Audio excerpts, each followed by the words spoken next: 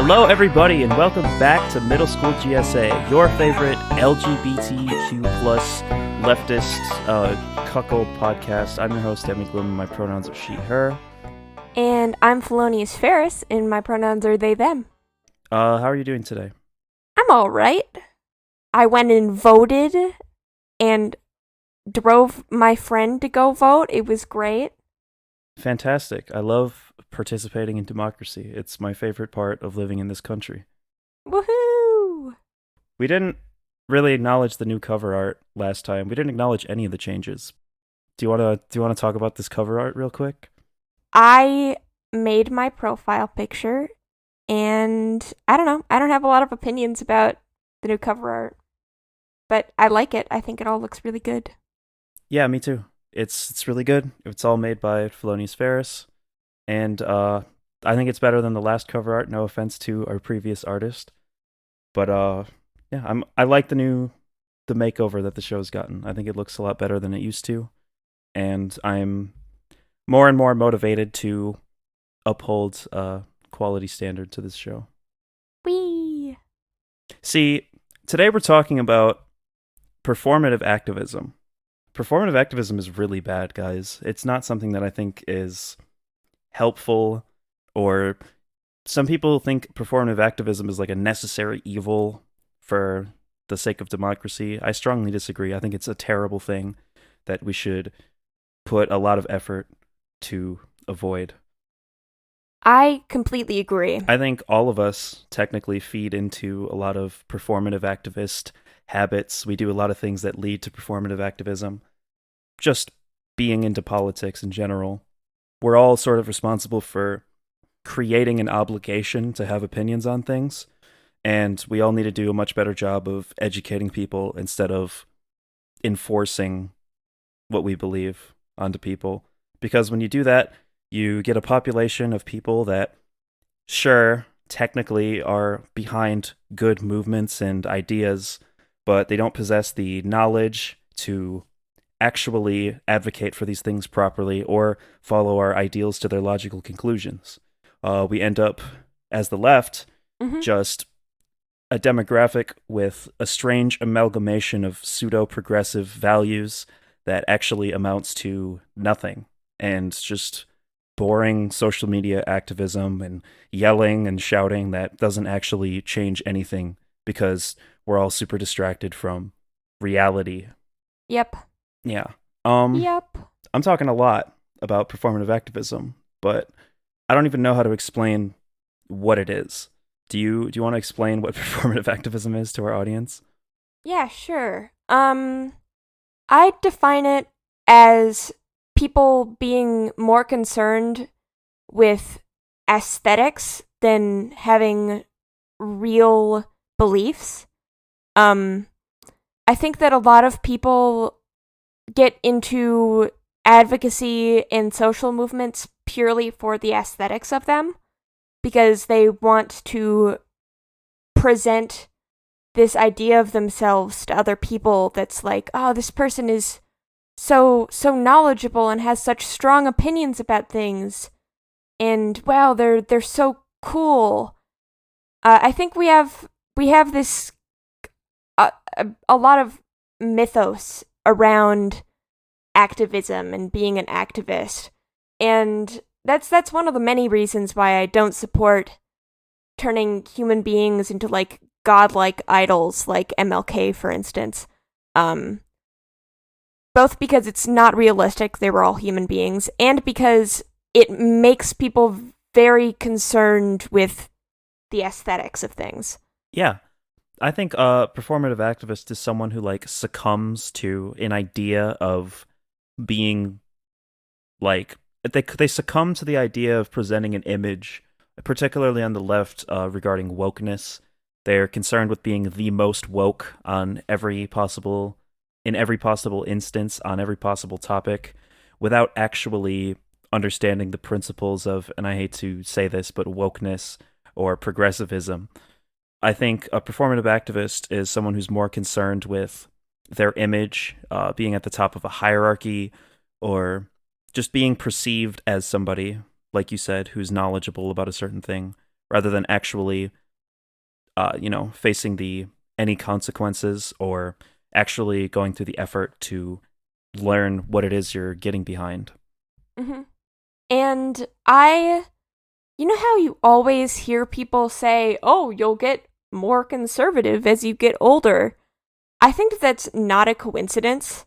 I think it's an ongoing pattern of people who, in their youth, end up playing out these rebellious personas, which sometimes involves activism in quotation marks. And I think as time goes on, that's not something that's sustainable in the long run. So eventually they just kind of taper off of it. They never really understood the activism in the first place, these social issues that they were talking about in the first place. They were only concerned with their aesthetics. Yeah.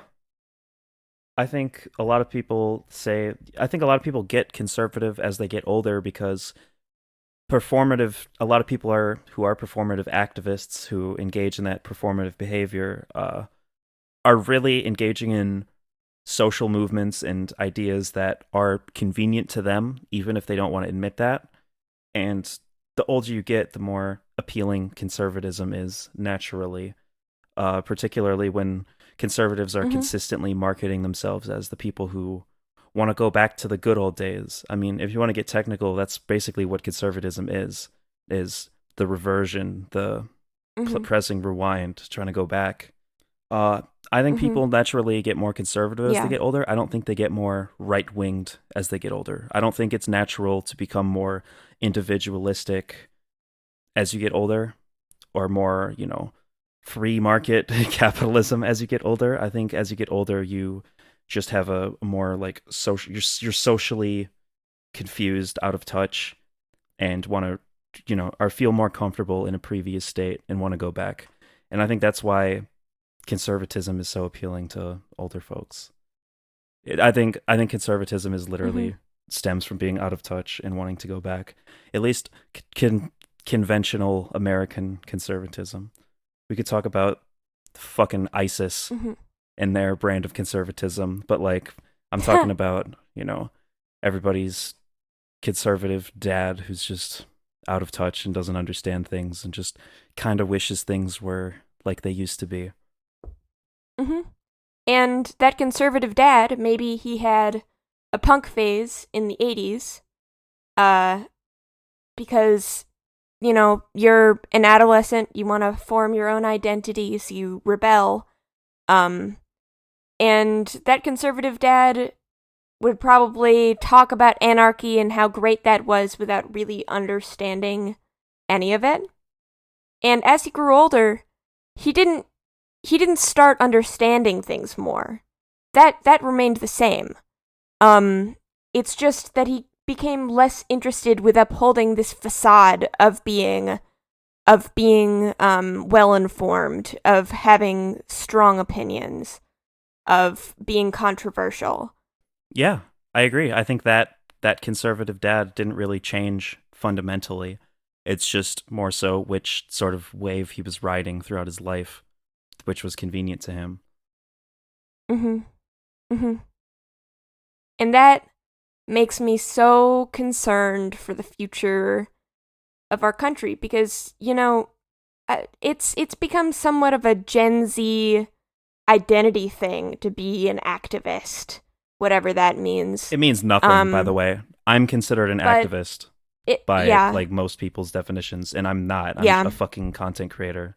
I make YouTube videos and I tweet. I make podcasts and I tweet. That's not activism at all, in my opinion, but technically it is.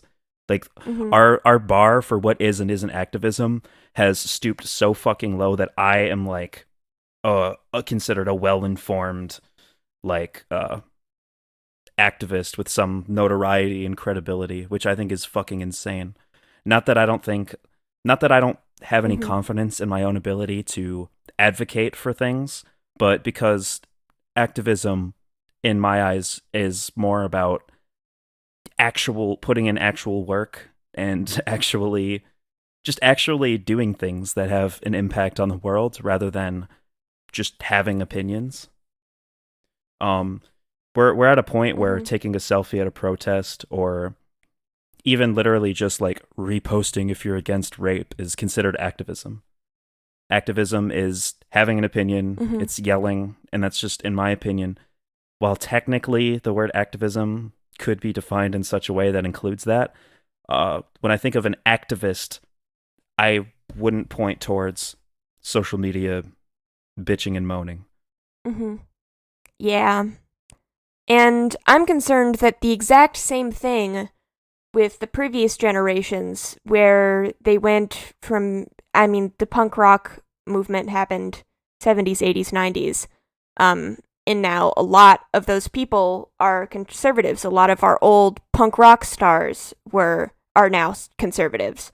And I'm very, very concerned that a lot of people who are, I mean, you look at Gen Z and from like surface level, it looks like they're extremely progressive. And it looks like they're way taking things a few big steps further than people previously had.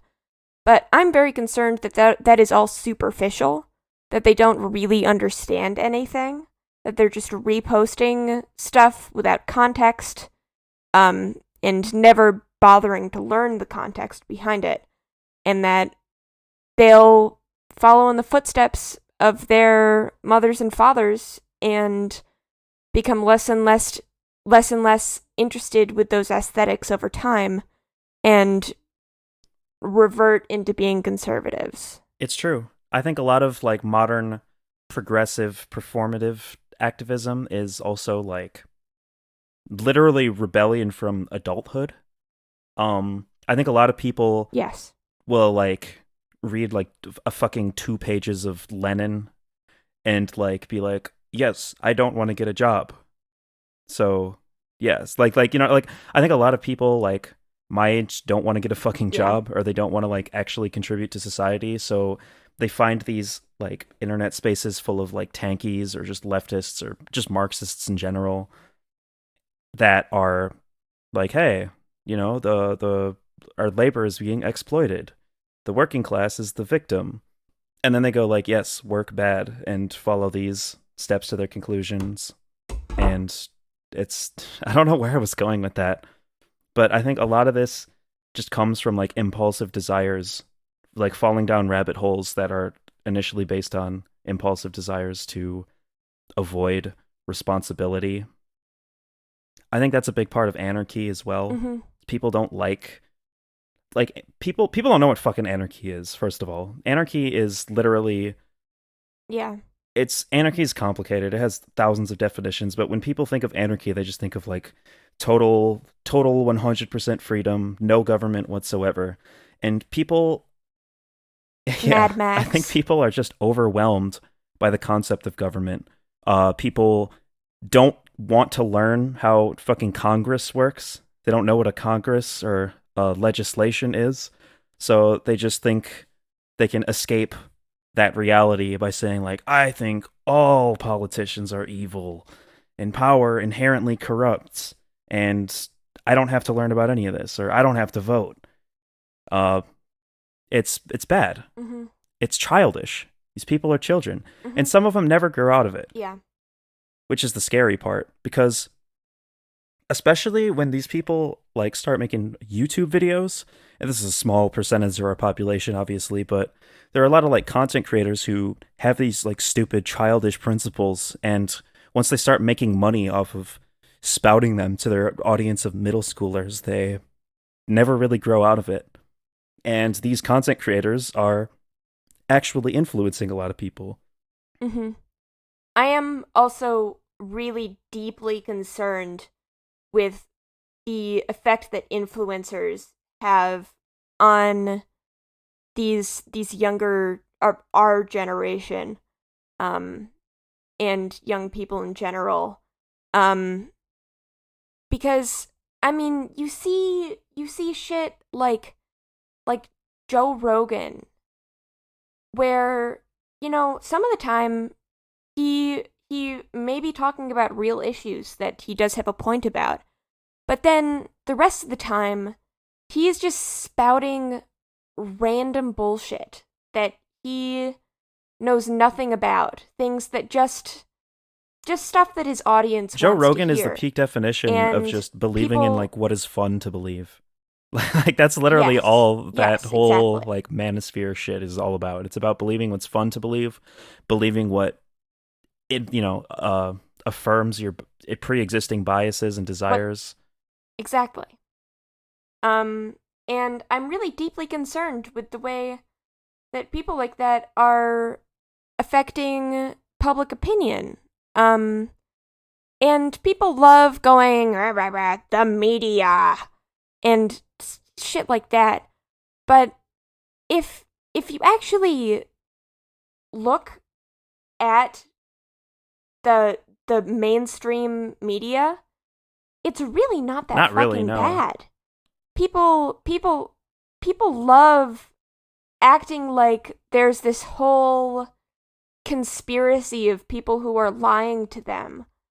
And it's You have true your to a Fox certain News, extent you have your with things like- BuzzFeeds, but at the end of the Yes. day, that's like that's media that is admittedly biased. That is media that exists for a very specific demographic. The general news, like fucking C-SPAN, CNN, all that shit is like, it's not. There's literally like they're held so accountable that they literally like can't lie. Yes. And all of them, people don't go into journalism because they want to That's lie not to true. people. People go into journalism. People who want to lie to people Well, don't make it to fucking C-SPAN though. They make it to Fox News, or they make it to BuzzFeed. Yes. Like snotty little bitches that like have Well, snotty little bitches that like just have like an opinion that they want to shove down everybody's throats, or they have like extreme biases that they just want to continue to affirm through pseudoscience and pseudo-journalism. Those people make it to these other networks. They don't make it to the more like prestigious, if you want to call it that, outlets like CNN. Mm-hmm. But even Fox News, I mean, recently, texts and just messages from Tucker Carlson were leaked, and it seems like he absolutely does not believe a lot of the shit that he is peddling on Fox News. I think he said something like, "I hate him so fucking much," in reference to Donald Trump, and then has to go and grift to Donald Trump and his viewers. It's sad, really, because I'm not sure how much of what he's talking about he really believes, but seems like not all of it, and that makes way for a lot of doubt. Yeah, I'm not doubting that a lot of these like conservative people are actually believe or don't believe what they're peddling. I don't doubt that whatsoever. But I do think that there are a lot of what I really meant to articulate was that these are media outlets that don't have integrity, and it's very hard, very easy to see through. You could very, very easily discern the integrity from other news networks. Mm-hmm. Yeah. And I hate the distrust that has been sowed for journalists by Donald Trump, but it started before that. With people just grumbling about the media. And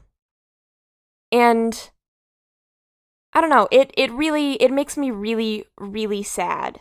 And that opens a gateway to these alternative forms of news, like Joe Rogan, like Andrew Tate, like all of these podcasters and influencers who have no fucking idea what they're talking about, and their only goal is to make money.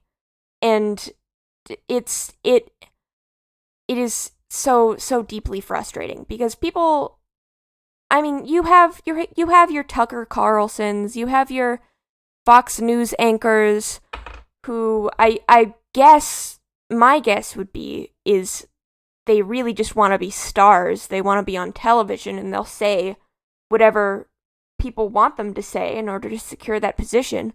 But real journalists, it's not like you get into journalism for the money.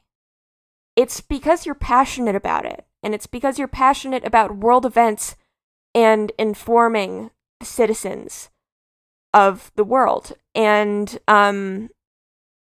just this inherent distrust of journalists is really, really bad. It makes me feel a little bit like the world is ending sometimes. Yeah, the inherent. I can't stand seeing all these social media people who have no idea what they're talking about. They're not well educated, and people are just believing whatever they say just because it fits their narrative, just because it's convenient for them to believe or fun for them to believe, with no real commitment to the truth. Yeah, I think that's the case with a lot of content creators, a lot of alternative, quote unquote, alternative media, especially the personality driven shit. That is very, very scary. Yeah. It's very scary when your information is personality driven. It comes to a point where you're loyal to a person and not actual principles and ideas. I have the same exact problem with bread tubers, actually. I think people who are just super devoted to fucking Vosh or Hassan or ContraPoints or anybody, good or bad, whether, no matter what I think of them, it's a very dangerous thing, because again, you can have trust in somebody's ability to advocate for the principles that you and them share, but it's another thing to blindly succumb to their authority and allow them to dictate what you believe in and what your take is going to be on every situation. Yeah. And I think that a lot of people really will just believe in whatever's convenient or whatever feels vaguely like activism. Like, we live in Wisconsin, and back during the George Floyd protests in Madison, Wisconsin, which is the capital of Wisconsin, for those of you who don't know, there were protests, and some of it did get pretty rowdy, and there was a statue that was torn down. And this statue, I mean, previously to that, you'd seen all of these viral videos of people tearing down the statues of Confederates. Yes. Which is in based. The South. Which is based, yes. Good. But this statue in Madison happened to be of a abolitionist, and what he would do was he would lead militias that would protect slaves that had escaped into the North. And it's like, really?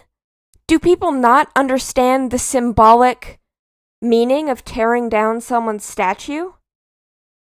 And it's... I try over and over again to think what their thought process was doing that. And again, I think that they just wanted to be like the cool people in those videos and tear down a statue. And they probably looked at this guy's statue and went, oh, he was probably racist. He was alive in the 1800s. He's an old white guy. And tore down his statue. And that is just so deeply frustrating, and it's not gonna win them any sympathizers. This is a cause that I would rather that people sympathize with. And tearing down random statues, busting up small, locally owned businesses is just not it. And I would talk to people after that, people who supported the tearing down of this statue, and they'd go, well, if he was alive, I'm sure he would be happy to have his statue torn down if it would support this cause. And it's the by any means necessary thing, where that's the by any means necessary shit. People fucking quote Marx or quote Malcolm X or whoever the fuck says by any means necessary, completely out of context, just to justify doing what you feel like doing and acting like a fucking moron. And just saying like, well, and then when people criticize your optics or say like, hi, this is a bad thing, they're like, well, the ends justify the means or whatever to support the movement. It's like, no, no. Yeah. There are multiple minority-owned businesses in Madison, Wisconsin that were fucking destroyed and vandalized during those protests. These people, by white people, by a lot of white college kids.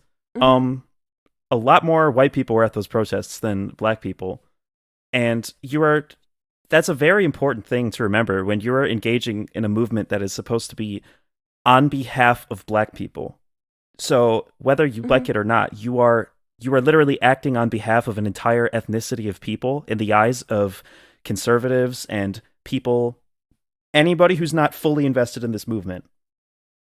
And the fact that you take that and you're so reckless with the reputation of the movement, you're so it boils my blood, and it's just painfully obvious that these people are obsessed with the aesthetic. These people are obsessed with the image of activism, the perception of good being done, but they don't actually care. They don't actually care about the principles themselves. And then after the fact, and it really, with this statue being torn down, it really felt like they were just trying to come up with excuses after it had already been done. Refusing to look back and go, yeah, that probably wasn't the greatest thing to do at that point. And it's this, it drives me insane. And then anyone who's like, that might have not been the greatest decision, is immediately called ignorant or racist, or these other, we love these terms, homophobic, racist, transphobic, xenophobic, that are like these irredeemable evils. And then rather than explaining to people why they're wrong and how they can be better, we label them as being irredeemably evil. And that is just so counterproductive. Recently, I downloaded Truth Social. Go follow me at Felonious Ferris on Truth Social, you guys. I'm pretty sure at Demigloom on Truth Social is me. Yes, I followed Pretty sure I'm on there too. And this was just to talk to people after and see what people were thinking after the Nashville shooting, which happened recently, which, in case you didn't know, was perpetrated by a trans man. And I started these conversations with people on the hashtag trans terrorism tag, and 9 times out of 10, people would just have no fucking idea what they were talking about. They would just have, and they wouldn't be able to back up what they were talking about either.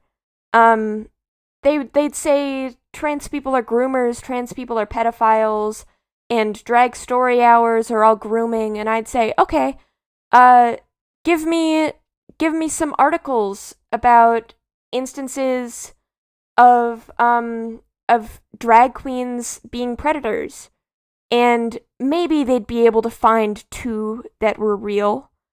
And then I'd be able to turn around and show them hundreds of cases of, like, priests, Boy Scout leaders, youth leaders, teachers being actually convicted of sex crimes involving a child. But and at that point, it means that the rate of drag queens that are predators is way, way disproportionately low in relation to population. And then we make up what was it, like about roughly 1% of the population. It's transness is something that's very difficult to measure, but like by whatever standard, it relatively will remain the same no matter how you change the standard for the most part. But roughly 1% of the population is trans, and like roughly like 0.00002% of like domestic terrorists or terrorist like shooters are trans, meaning that trans people are like significantly less likely to commit terrorism. Yes. But as soon as one trans person commits an act of terrorism, that's suddenly the entire trans community has to take the fall for that. Yeah. We never even went on to say that like all conservatives are going to become mass shooters. But you know what I mean? If we're going to go that route, like if one trans shooter means that all trans people are domestic terrorists just ready to fucking blow, then what we can think, if we're even just like statistically, sociologically, what the fuck are conservatives then? Yeah. Conservatives are like ISIS compared to us. Mm-hmm. If trans people are all terrorists, it's absolutely insane and delusional, in my opinion. I made a Truth Social post about this, actually. And it has all these numbers in it. And I posted this 4 days ago, which would be March 31st. And that is 1.4% of the US population identifies as transgender or non-binary. And as of 4 days ago, this is numbers already gone up, 134 mass shootings had been perpetrated. And that means that just so far this year, 0.7% of mass shootings were perpetrated by trans people. And now, obviously, the real number for that is only going to get smaller. And that is just this year. And that means that 1.4% of the population only committed 0.7% of the mass shootings. So that's disproportionately small again, according to population. But 31% of the population is white and male, but they perpetrate 54% of all mass shootings. And yet, you aren't allowed to say the phrase white male or white man around conservatives because they'll blow a fucking gasket. And I truly believe that no one deserves to take the fall for someone's actions when they don't even know that person. Obviously, the majority of white men aren't fucking school shooters, and they don't deserve to be labeled as such, to carry around that label. And neither do trans people. But this is performative activism taken to its logical extreme. It's because conservatives, a lot of them, will, like you said, just go with their gut instincts and then come up with stuff to justify it later. Conservatives think trans people are really weird and odd and they don't like them. So they're going to label them, it's kind of an extreme case of the straw man fallacy, where they know they can't just baselessly say trans people are bad for existing. So what they do instead is they come up with other reasons that trans people are bad, that is really unrelated to being trans. Trans people are pedophiles, trans people are terrorists.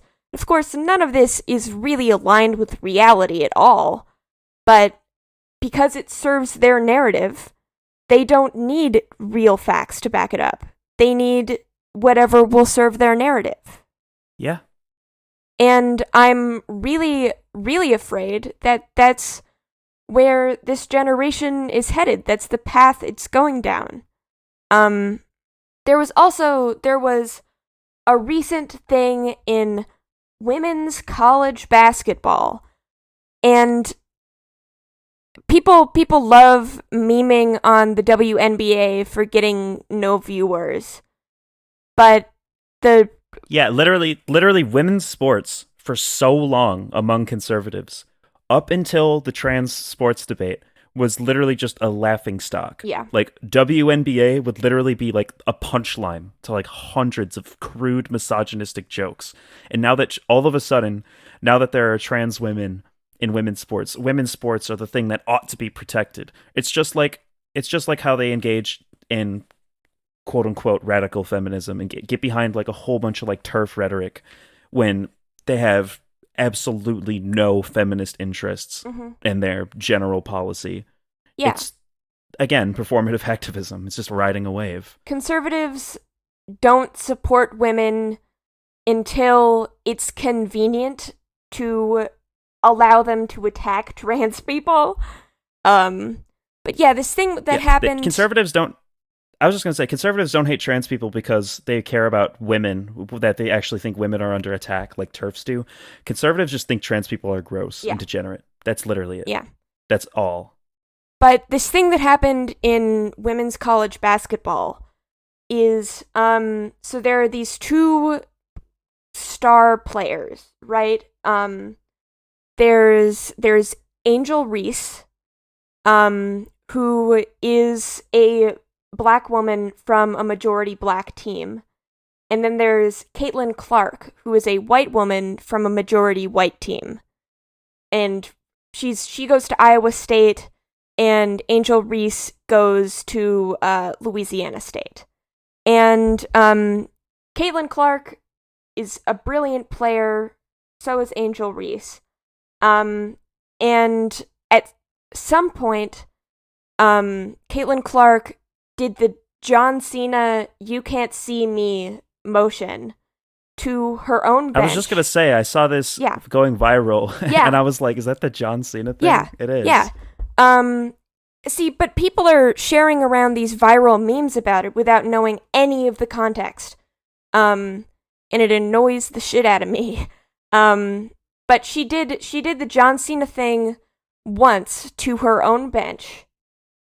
And then in this recent finals game, Angel Reese's team defeated Caitlin Clark's team. And so they're out of the finals, gonna have to wait till next year to try again. The issue comes in where Angel Reese, at the end of the game, there may have still been a couple of seconds on the clock, but the game was over. Followed Caitlin Clark around doing the "you can't see me" motion, and basically taunting her, rubbing her face in the loss. And then when Caitlin Clark went over to her side of the court and started crying on her teammate's shoulder, she'd across the court was taunted again. And people criticized Angel Reese for this behavior. I personally think that it's stupid that this is even a discussion, because I don't think that this would be an issue if it was men's sports. No one would be talking about it. No one would give a shit. But the fact of the matter is, there is some, I don't think it's good to be all up in their business, but there is some valid criticism of the way that Angel Reese, the way that she acted as a winner. That's not... I did sports as a kid, and if I had done something even remotely similar to that, both my coaches and my father would have publicly crucified me. Actually, it just would not be acceptable. But once people started criticizing Angel Reese's behavior, people started making these memes where it's like, when the white girl does the John Cena thing, it's fun and competitive when the black girl does it. It's ghetto and unprofessional. When that's really not what anyone was saying. That's removing these two images completely out of context and assigning meaning to them based off of that. And then saying, well, this is the next part, is people started saying that anyone who was criticizing Angel Reese's behavior was racist. And that to me is absurd. You can criticize them for being up in these athletes' business when neither Caitlin Clark wasn't particularly bothered by it, and Angel Reese didn't really care either. But you can criticize the people for like nitpicking about what these women are doing, but calling people racist for criticizing what Angel Reese did? That's nuts. It's just not aligned with... I think it's completely based in a misunderstanding of the situation that comes from it being taken out of context. Yes. Because when I see everybody, it seems that everybody is actually under the impression that these two people did the same exact thing with the same meaning and same context, and a black person is being criticized for something that a white person completely got away with scot-free. So from that perspective, I can totally see why people are like, holy shit, fuck you for like hyperfixating on this. But if what you're saying is true and it's completely based on something being taken out of context, then yeah, that's a very unfortunate narrative. Yeah, and whenever I on a couple of occasions in the last couple of days have tried to explain the context to people on the internet, it's usually met with just jeering and anger from all around, and none of them are really able to explain why they still disagree with me. None of them are truly able to justify it. They just kind of they enjoy continuing to point and laugh. And it's whenever this shit happens, it's really disheartening, because I know no one ever wants to be wrong. That doesn't feel good. But when you learn when you learn that you were advocating for something without knowing the full context of it, then why can't you just go, "Oh, I didn't know that. I'll revise the way I act in the future." Like, why do we have to uphold this image of ourselves that we're pro-black, we're anti-racist, when we just this stuff isn't really based in reality? It's just it's been driving me nuts.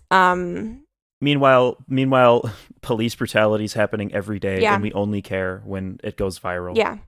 Yeah. This really goes to show is when people like are hyperfixating on these fucking trends and social, like this social media shit that you see on the news or whatever, or not the news, you see in like drama. You know, when we're talking about drama, not actual things that are happening. That's a huge tool of the performative activist.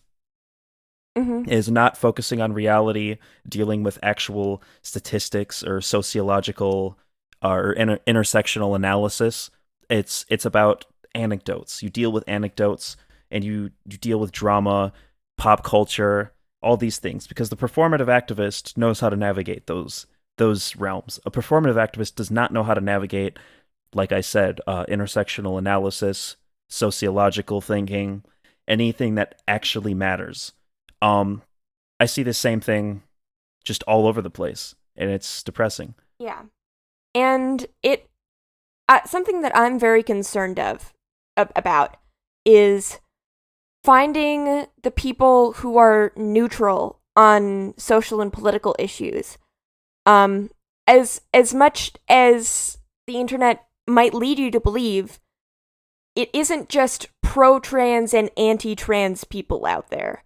There are a lot of people who are really too busy being adults with full-time jobs to give a shit what's happening in social justice, in politics, and they just aren't familiar. And I'm very concerned with bringing those people over to our side, because it at the end of the day, you aren't gonna bring a whole lot of actual real bigots over to leftism, over to the right side of history. But you can bring those neutral people over. But the issue is if all of these neutral people only see people with zero substance behind what they're saying, people who are talking about whatever upholds their narrative, they won't be particularly attracted to hear us out and to come over to our side. No, and we don't want... The left doesn't want them to hear us out, because the left doesn't actually care about... Holy shit. The left isn't able to discern ignorance from malice. Yes. Or discern the difference between ignorance and malice. Yes. The left is unable to decipher the two things, and people who are just don't know what the hell is going on, are tired of being called bigots, are tired of being just flushed out of every community. We're literally pushing them to the right. Yeah. We're literally saying, fuck you, go give Andrew Tate money. That's basically what we're doing. Yes, exactly. That's like, I don't understand. We're addicted to losing. Yeah. We don't want to win. This is performative activism. It's not actually caring about winning. It's not actually caring about spreading your ideas. It's about you. It's not about everyone. It's not about making the world left-winged. It's about you being perceived as the best, the most left-winged, the most progressive. Yes. You at the top. It's selfish and it's disgusting. And I think that at the core of it, people want to be right. They want something to stand against, because that makes them feel strong and helps reaffirm their self-esteem. But they're more concerned with being right than they are with actually advancing these issues, with making real progress. And you see this a lot with internet activism, the phrase, like, it's not my job to educate you, which is true.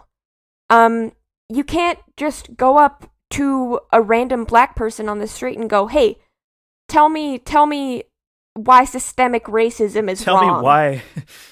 Tell me why I shouldn't hate you because of the color of your skin. Yes.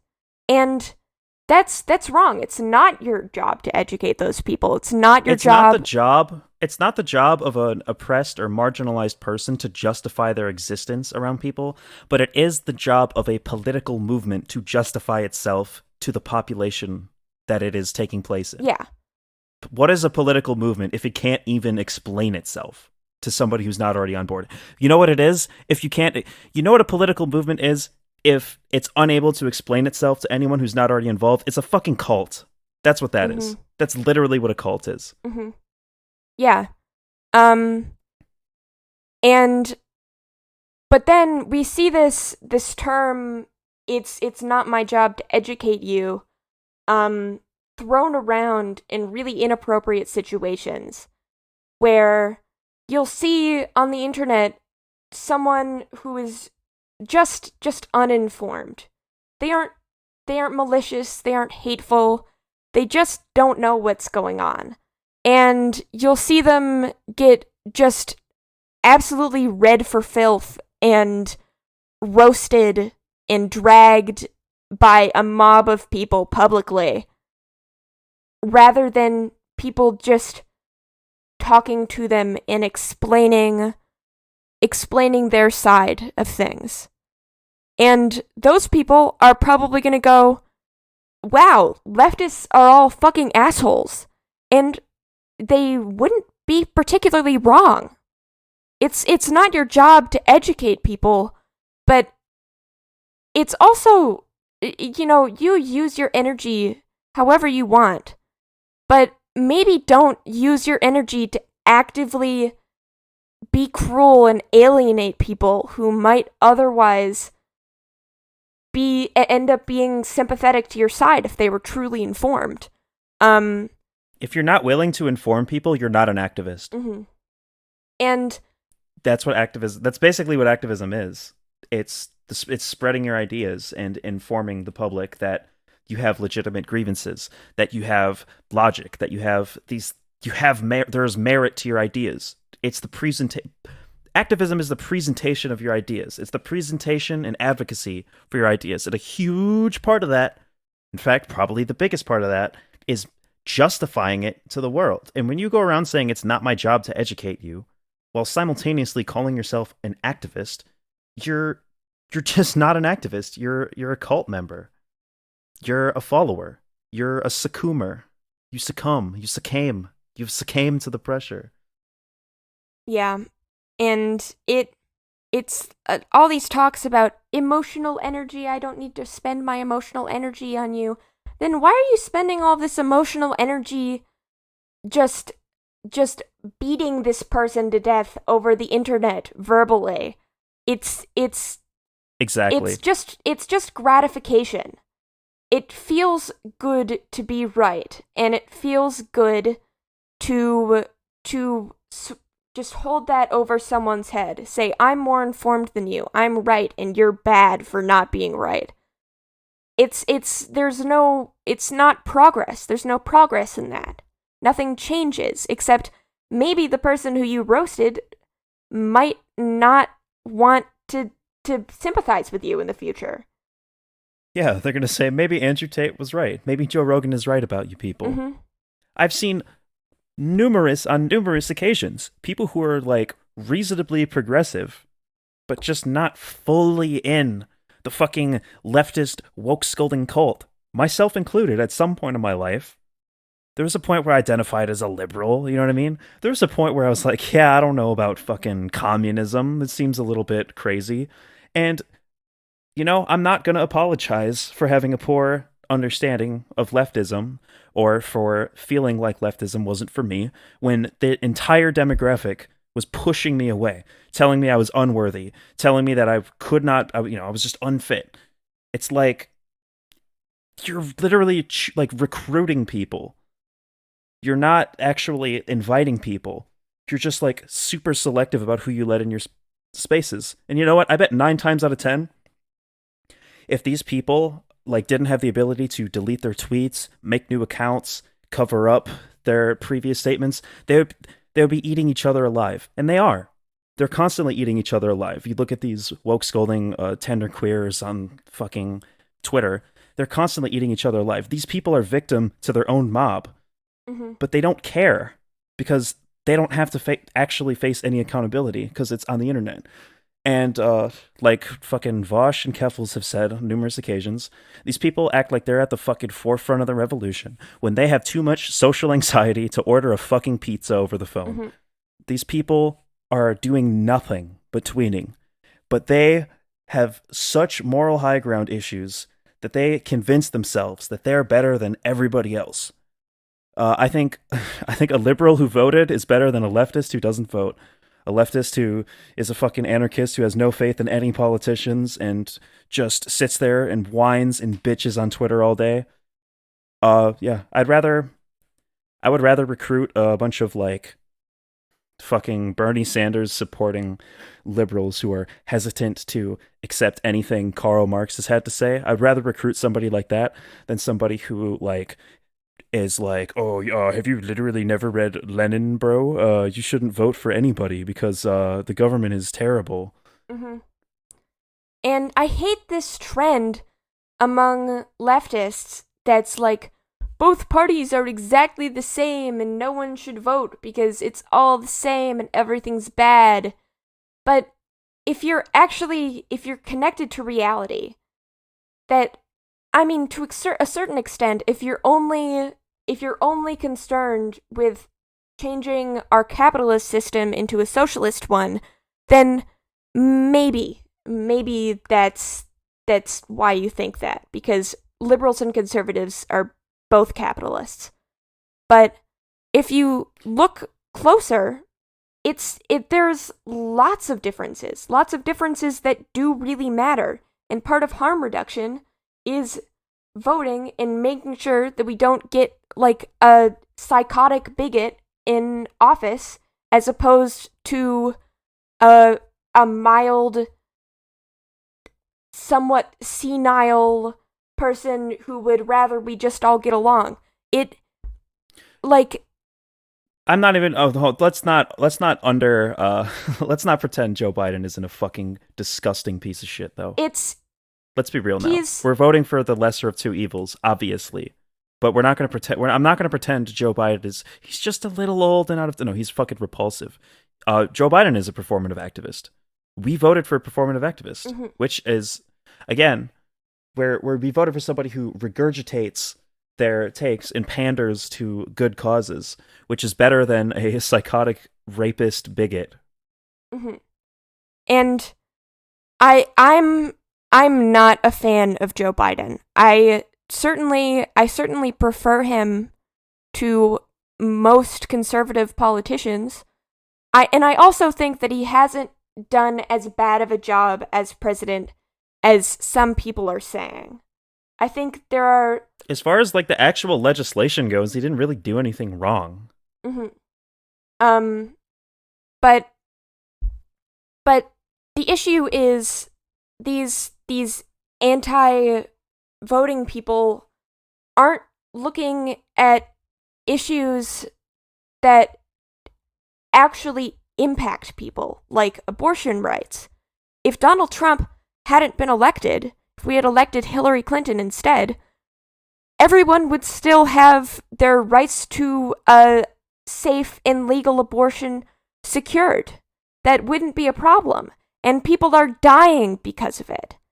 And stuff like during Trump's administration, he stripped away civil rights protections for queer people. So for a period of time, it was legal for a doctor, to deny medical care to someone on the basis of them being queer, which is awful, repulsive. And we're not just talking about gender-affirming care. We're talking like emergency room care. Just like someone could be having a heart attack and a doctor could go, "Oh, well, that doesn't really align to my religion to be trans, so I'm just gonna let you fucking die." And that would be totally cool. Great religious freedom. And that would have been cool. And then Biden's administration reinstalled those old Obama era rules. It's like, you think we would have gotten gay marriage? Like, these are issues that matter.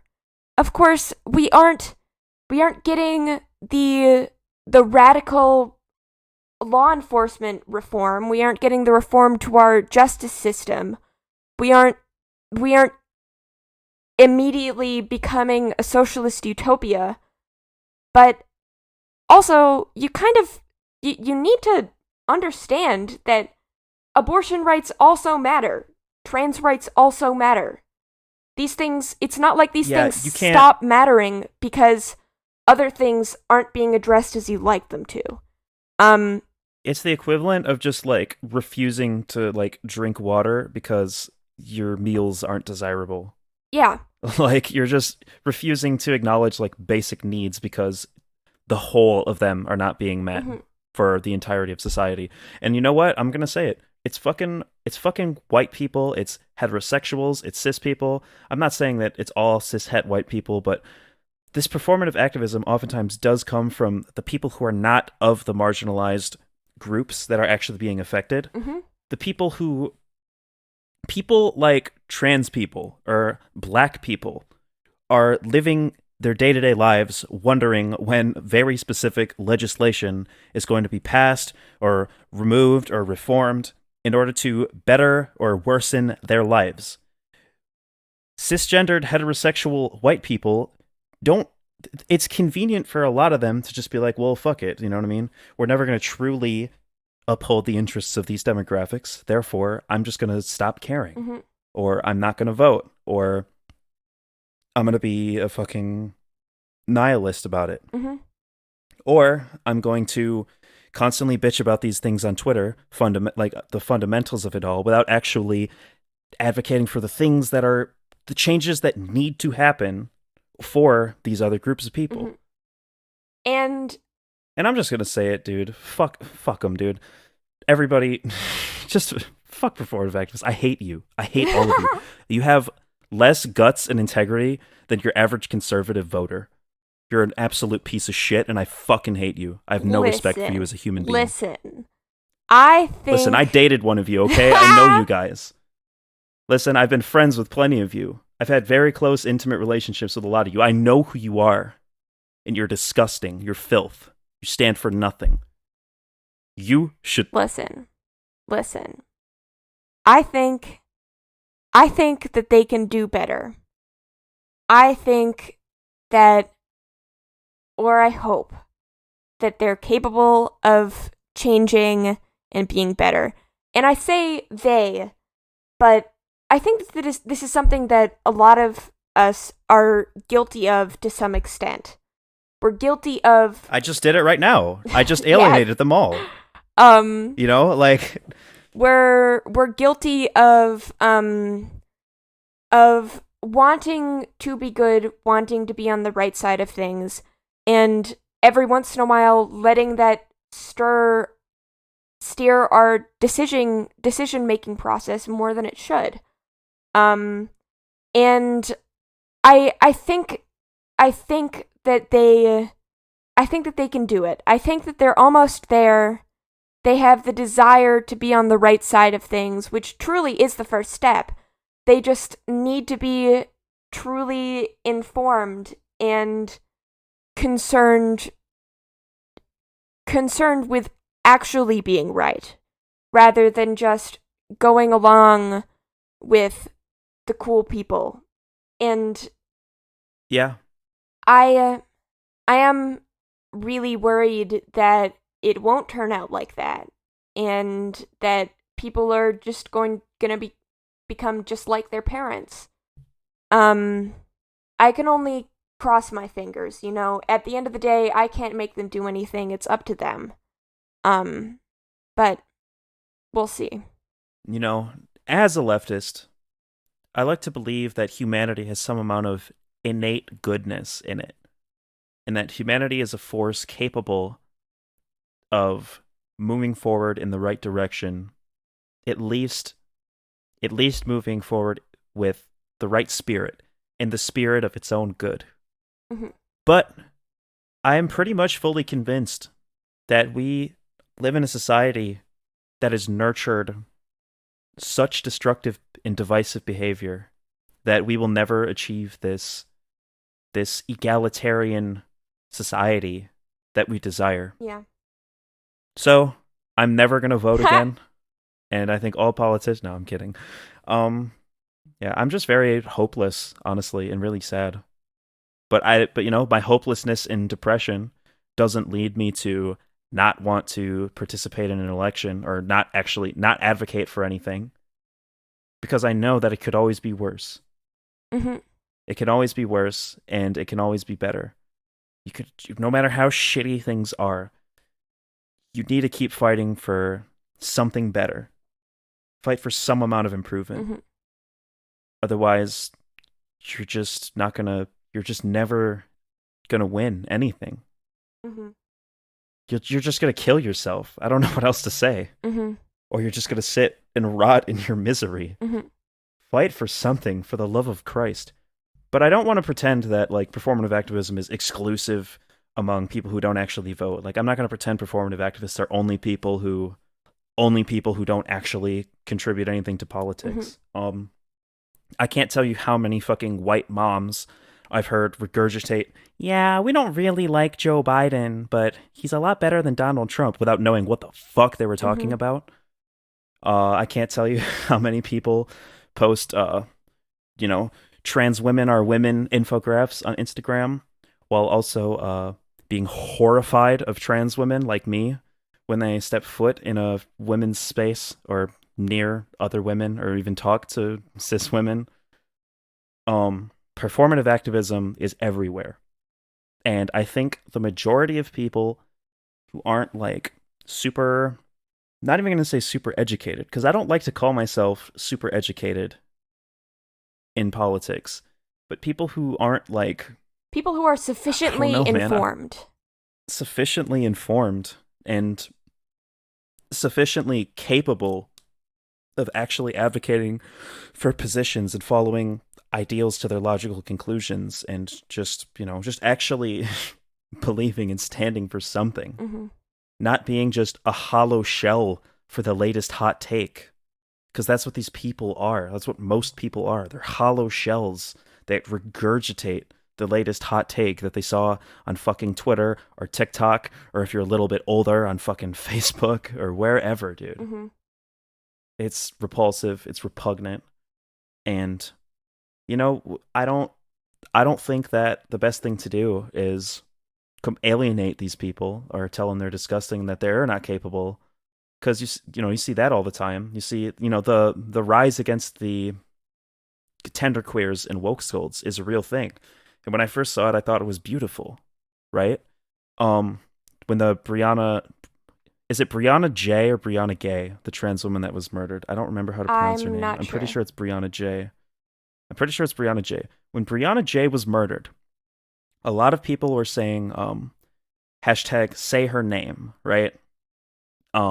They're using that hashtag because a lot of media outlets were using her dead name or not using her name, just saying transgender murdered in a park in the UK. And people were saying hashtag say her name. Her name is Brianna J. This is a real person with a real story to tell, and it's important that we do this, right?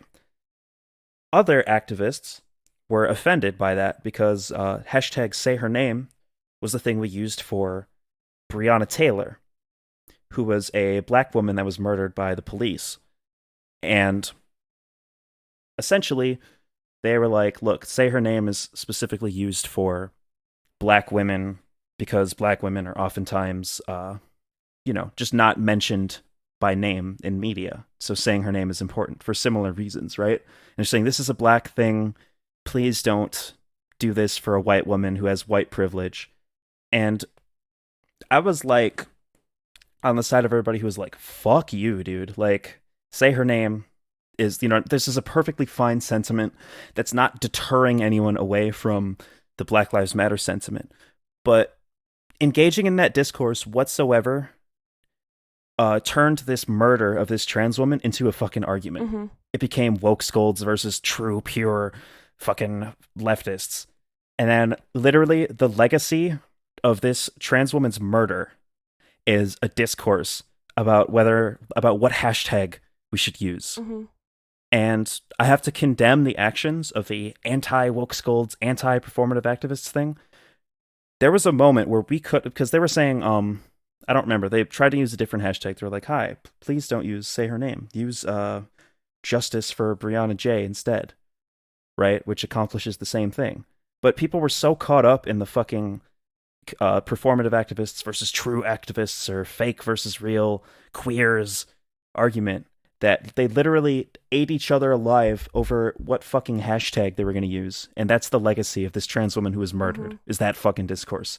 I don't know how much of this you personally witnessed. I didn't. But I was on Twitter during the whole time. I was watching all the YouTube commentaries from all the different leftist commentators, all the mainstream news. I basically saw every interaction that was had about this, with the exception of whatever the hell was going on Truth Social. I was the left. I witnessed the left's response to this pretty extensively, and they literally turned it into a fucking argument over a hashtag. Mm-hmm.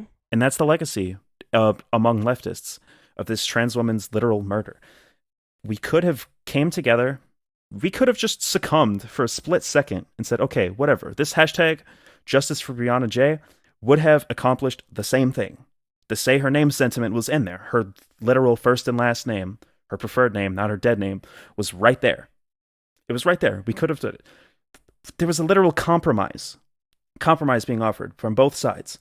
We could have unified as leftists and rallied behind this and made this a huge thing, but we didn't. We let it fucking die out because we were so busy eating each other alive. Mm-hmm.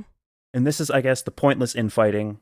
And I blame performative activists for this, But at the same time, it's like this toxic behavior has led us to do the same exact thing. Mm-hmm. Like I said 5 minutes ago, I said, fuck all of you. I said, eat a bag of shit, cunt face.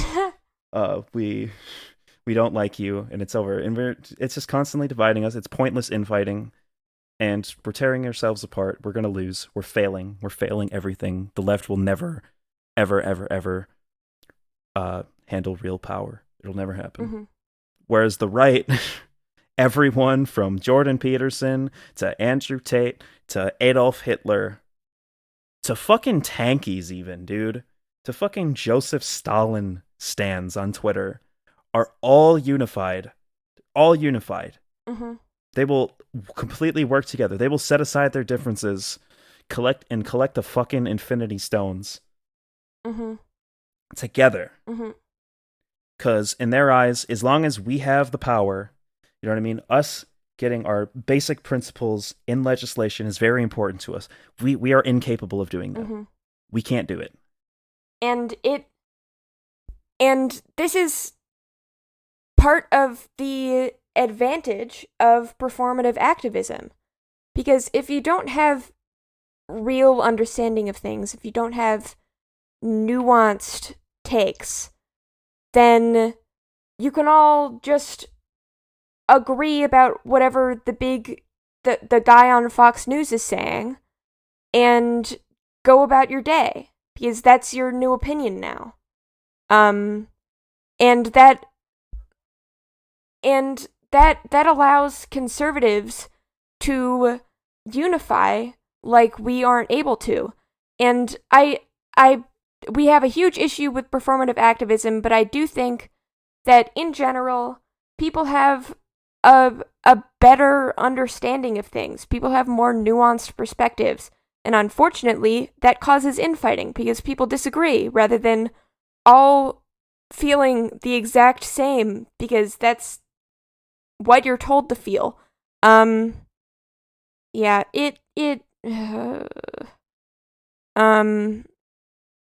I don't know if this means that our movements are doomed. I hope it doesn't, but... Well, let me ask you the question. Do you think leftist movements of yesterday are doomed? Were doomed from the start? Was feminism doomed since the 1920s? No. I think that there is hope. Well, I think that's your answer. Yes. I think that as long as people don't give up, and as long as people keep talking about these issues, I also see people just go performative activism and then not elaborate further. Yeah. So, which is why I'm really glad I get to do a whole podcast about it instead of just pointing the finger all the time. Yeah. But I think that as long as people are concerned with what is good and right, that there is hope. We just have to not let toxic mindsets completely overtake our communities. Yeah. Yeah, but it's not, I mean, I don't know. We're fucked. I still think we're fucked. We're just going to be constantly moving in like slow motion. I mean, like, you can point to all the great accomplishments of second wave feminism, but if you look at their true like end game goals, like we're not even close to what they wanted. Same thing with the civil rights movement. If you look at the true desires of your favorite civil rights activist, Fred Hampton, Malcolm X, Martin Luther King, Huey Newton, if you look at any of these people's like true end game desires for race relations in America, we're not even close to what they truly wanted. Yeah. I think that in the end, though, going, we're all doomed, everything is bad, is part of what will ensure that doom. So I will say that I'm not always particularly optimistic about it, but I still want to say I think that we can do it. I think that it is possible for us to do this. We just gotta do it. See, I need to convince the world enough that we're doomed so that people will still fucking go to college, stay in high school, and get a job and participate in our shitty society. But also, we need just enough hope that we're going to keep voting, keep protesting, keep on tweeting, doing whatever the hell we need to do to accomplish the necessary goals or to the best of our ability. When I say we're fucked, I mean we'll never reach a true egalitarian civilization. We will never truly be able to uphold the interests of every marginalized group. However, we certainly can't just sit here and succumb, because if we do that, then it's just going to be constantly getting worse. Yep. Constantly fighting for the lesser of two evils is the fate that we're doomed to. But I don't know. Maybe some people won't kill themselves. I guess that's my takeaway. I honestly don't understand how not every human being on Earth is suicidal right now, but whatever, something's working. We're doing something. Something that we're doing is in stopping our population from just being completely nihilistic, from just being homeless and starving to death. We don't live in a post-Mao China right now, which makes me somewhat happy and hopeful for the future. Yes. I'm trying to see if there's any bullet points that I missed. I definitely sounded like a fucking idiot for most of this podcast, particularly towards the beginning. I apologize for stumbling on my words and saying meaningless things and talking in circles. I'm just a complete dumbass, and I'm incapable of social engagement. Don't say those things about yourself. And I'm also apologizing, which makes it 100 times worse. But I have to be self-aware. I just have to be. Everyone needs to know that I'm aware. Yeah. I guess a couple things I had written down were just some examples. Jimmy Kimmel, in his 500,000 jokes about how the Orange Man is bad, is peak performative activism. Fuck Jimmy Kimmel. I just really wanted to take the opportunity to say fuck Jimmy Kimmel. I don't like Jimmy Kimmel. I hate those late night guys, and I don't know if I'm preaching to the choir. I don't know if everyone shares that opinion with me, but I don't know. They're so fucking annoying. They clearly don't actually give a shit about politics. They regurgitate the popular sentiment, while inadvertently platforming Nick Fuentes. Way to fucking go, Jimmy Kimmel. Let's see here. Clout chasing, obviously, the repost if you're against rape. That shit is fucking repugnant, disgusting. The fact that you're literally telling people, if you don't repost my tweet, if you don't retweet me, if you don't give me money, if you don't help me monetize my brand, you are pro-rape. Absolutely repugnant. False allegations, not a topic I feel like navigating right now. Regurgitating sentiment to spare yourself the accountability and the work of learning about things. That's a big problem. Just kind of to add on to what we've already said. Regurgitating a sentiment or just repeating popular opinions within your own circle it's easy, and that's why people do it. You don't have to learn anything, because learning things and being a real activist takes work that people don't want to put in. But yeah, I've gotten most of my takes out of the way. Have you? Yep. Do you want to read comments, or do you want to end the show right now? Read comments. Okay. I decided to take the good comments, because a lot of our comments aren't exactly super high quality, and I hate to devastate anybody, but when you comment things like "the splurge goes splowing," I'm not exactly super excited to read them and offer my nuanced perspective.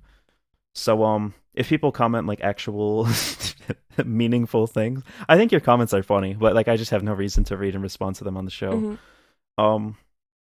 Our good friend Squeebo, they commented, "My dad is a therapist, and I believe he does it for the money/fun. It sounds really weird, but he's one of the least sympathetic people I know." Wow. Yeah. I guess we kind of said in that episode that therapists aren't in it for the money. They care about people. But yeah, there's certainly exceptions. I don't deny that. I just think therapy is a field that's generally dominated by professionals who actually care about what they're doing. And my advice to people who encounter someone who gives those red flags is to just move on to another person. Just keep trying. Yeah. And that's not what somebody who's struggling wants to hear. Keep on trying this shit that hasn't worked for you. But like, at the end of the day, that's just what works. That's the best. It's the clearest path to success. Mm-hmm. Not saying talk therapy is going to save everyone's life, but talk therapy, if you are fully open and honest about what you need and what you want, talk therapy will lead you down a more positive path, especially if you're in so much distress that, you're just feel completely like nothing ever is going to help. Yes. I promise you, talk therapy will help you find that thing. And if your therapist isn't helping you, get a different one. Mm-hmm. Or go to a different place, because not all therapists are bad. Mm-hmm. Most of them are pretty damn good. David Fern. David Fern. Our favorite fan. You really like David Fern for some reason, even though you've never laid your eyes upon a profile of theirs. I think it's because David Fern is someone who I don't know that I know David Fern. Maybe David Fern is secretly a friend of mine and someone I'm associated with, but I have no idea who David Fern is. And I like ferns. Big fan of ferns. Well, you heard it here first. This might be bad advice, but if you recontextualize being weird as a point of pride, then it's harder to get scared of people thinking you're weird. The one flaw is that being weird actually does make fewer people like you. I don't think that's necessarily bad advice. I don't think being weird for the sake of being weird, like, oh, look at me, I'm so quirky, nobody understands me, hee. I think that's fucking annoying, and people have a right to not like you for that. But at the same time, if there are things about you that are weird that you're only ashamed of because other people taught you to be ashamed of them, I don't think you should feel the need to repress those things. I have terrible, shitty posture, and people made fun of me and still make fun of me for that. For a long time, I tried to hide it. I tried to, crank my head back, but I've pretty much accepted at this point in my life I'm a fucking disgusting hunchback, and that's who I am. I'm a hunchback. I am a hunchback, and I am physically repulsive to most people. Yeah, I also used to completely repress any of my desire to exhibit gender nonconformity because I'm like, I would never look like a real woman. I'm like, yeah, whatever. I don't resemble a woman whatsoever. I look nothing like what people understand to be a woman. I'm about as much of a woman in the eyes of most people as Andre 3000 is in the Hey Ya video. But I do care. I do cry myself to sleep every night over it, but I still embrace who I want to be. I still don't cut my hair. I still wear some things that I want to. I'm really not a good example for this. I'm still very ashamed of myself. But I try not to be. I'm moving in a positive direction. And I'm so proud of you. Nothing to be proud of. I'm not there yet. In order to truly reach the goal, I have to stop caring that I'm a disgusting transvestite that nobody will ever perceive as a woman. And that fact still haunts me. Every moment of my life, every time that I'm misgendered, every time that anyone lays their eyes upon me. So I can't pretend that I was able to overcome that. But to a certain extent, I have by just coming out. But yeah, no. Gender confidence is not something that I have. It's not something that I ever will have. So I'm not going to grandstand about that. And I'll also stop venting because this is fucking annoying. Crystal Wesson, I believe that's how you pronounce their name. Says, feeling scared to say things in school ruined all of my grades. I bet if I didn't have a problem with that, I would have had much better grades. Yeah, me too. My pure reluctance to write down anything on a piece of paper out of fear of being judged stopped me from, displaying the things that I knew and had learned so much to the point where I felt like my grades were never an accurate reflection of what I knew or understood. It was a real problem that I had. See, and Felonious Ferris probably thinks that this is an autism thing. I don't know, maybe. But I was definitely the person in high school who when after the teacher asked a question, I'd let the room be silent for a few beats, and then I would answer the question. And I would always have to be the person, like, deriving all of the group conversations, always answering the teacher. That was me in like my last like 3 years of school. Mm-hmm. So from my junior year to my second senior year, because I'm a dumbass who got held back, I gained a lot of confidence in most things, particularly like my history classes or the music class that I took. In those things, I would constantly always be like the person driving the group conversation. But when it came to like math or like really simple, I found myself on like super complex topics that I had like a good understanding of. I would constantly be just showing off everything that I knew. But like someone would literally ask me like, what is 2 divided by 2? And I was like, surely he doesn't mean it. Surely there's some kind of trick here. Surely if I say 1, I'll be a complete dumbass. But yeah. A user simply known as Jay. I swear to God, this isn't an alternative account of mine. They say, I love listening to Demi. She's got good insights and her voice is super soothing. Wow, fuck you, you piece of shit. I hate my voice. You're making me more dysphoric. Bro, I'm gonna be real with you. Like, my ex-girlfriend, like, did this weird shit where she was like, oh my God, yeah, I love you. I love your big hands and your deep voice and your massive shoulders. I love how small you make me feel. Basically everything short of, I love how much of a man you are to me. Oh, Lord. I hate it. Don't compliment my voice, please, for the love of fucking God. Oh. Because I know that you don't... This is not the voice of a woman, no matter how... Stop!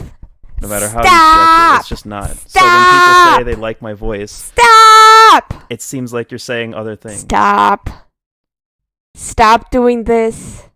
Just saying it's insulting. Okay. Because it really is, in my opinion. Okay. But yeah, those are the good comments. No offense to Zane, but your comments weren't very good this week. Do better. Am I a fascist for not reading those comments? Should I pull up the channel and read Zane's comments? Fine. Let's see what Zane has to say. Let's go. New episode. MSGSSA. I say toodles. Thank you, Zane. I appreciate Cool. the enthusiasm. Yeah. Awesome. I will note, almost, I believe 3 or 4 people listens to Middle School GSA, like the last episode. Wow. Or since the last episode have told me, like, yo, dude, what the hell? This show is really, really good. They don't, like, comment. They probably listen on Spotify. But, like, I've received multiple personal comments from people over the past 2 weeks that they really, really, really liked the show. Holy and shit. they're enjoying it. So this is a critically acclaimed podcast. I also forget to mention, we have a 4.5 star rating on Apple Podcasts. Wow. I have no idea who is listening on Apple Podcasts or rating it, but somebody gave us a 4-star rating and someone gave us a 5-star rating. Whoever gave us a 5-star rating, you, my friend, are against rape. The person who gave us a 4-star rating, I don't know. Seems a little sus to me. Oh, man. But yeah. With all that being said, if you're against rape, leave a like and comment on this. Is this an inappropriate joke? No, Am I getting in trouble? No, this is funny. Is this bad taste? This is funny. I'm not. Okay, the joke is criticizing people who say things like that. I'm not actually saying that. You delusional psychopaths who listen to this. Also, I don't have anything against people who experience psychosis. I did not mean to make an ableist statement about those who experience psychosis. I stand firmly with the psychosis community. My ex-girlfriend is one of you guys. Oh my God. And she's a upstanding individual. Yeah. I don't like my ex-girlfriend, guys. I fucking hate her. She's a piece of shit. Fuck her. Anyways. Oh yeah, I never plugged the voicemail line. I'm going to plug the voicemail line and then ask where our listeners can find you. But yeah, you can leave voicemails on this podcast. The first time I plugged the voicemail line, for some reason, I don't know why, because I was 90% sure that I was reading in the right off the right spot. I read my friend's personal phone number and said we cut it out of the podcast. But the first time I plugged the voicemail line, I was like, yeah, you could reach us at, and I just said my friend's personal phone number. I was like, yeah, even if you hate the show, send us slurs. I don't care. And my friend was like, what the hell? You just read my personal phone number out loud on the podcast. Thank God they were like one of the first people to listen to it. Oh my God. Surprised that nobody sent them hate. Oh, yeah. But our voicemail line is actually 608-218-4398. And it's in the description of every single episode in our channel and all that. Go leave us a voicemail and we'll play it on the show no matter what you say. Yep. I feel like I'm digging my own grave by saying no matter what you say. I feel like we're gonna get some I feel like we're gonna get some the funny iDubbbz word. But I digress. Where can our listeners find you, Felonious Ferris? I'm on Twitter. I'm on Tumblr. I'm on Truth Social. All at Felonious Ferris. Yeah. It's every once in a while. I haven't really been active on any of them recently. I'll try to be, but yeah. I'm not super active on, well, I guess I'm kind of active on Twitter, but I really just like shitpost on there. But you can just look up my main YouTube channel, Demigloom. There's a decent backlog of content, and by decent I mean 4 videos. But I'm gonna be posting more things on there, and I've been saying that since the beginning of the show. I've been saying this for about 6 months. When was my last upload? 3 months ago. Okay, 3 months ago was my last upload. Hey! But I promise you, more things are gonna be on there.